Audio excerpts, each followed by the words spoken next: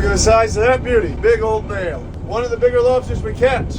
I don't know if he'll cooperate, but we're gonna see if he can crush an orange. So lobsters actually have two different claws. This is a good example of it. This is a pincher claw. This is a crusher claw. See, the crusher has big molars. He uses these to crush bones, crush stuff.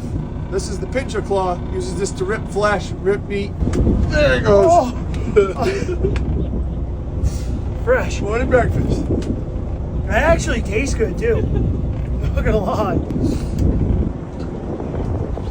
We don't catch lobsters much bigger than this because they can't fit through the entry heads of the traps. We're not allowed to keep them. These are protected here in Maine.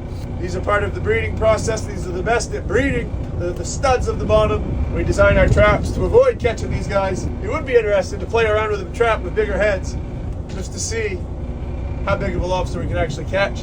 I've heard a few different rule of thumbs for estimating the age of the lobster this big. One of the most common is 7 years old to a pound, which is probably a 7 or 8 pound lobster, so probably pushing 60 years old.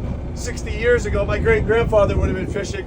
This lobster would have been too short to keep, so it's actually pretty possible that my grandfather caught this when he was, what, in his 50s. All right, we're gonna send him home with a snack. Whoa, whoa, Grandpa. He doesn't want a snack. He says, I've been eating for 60 years on my own kid.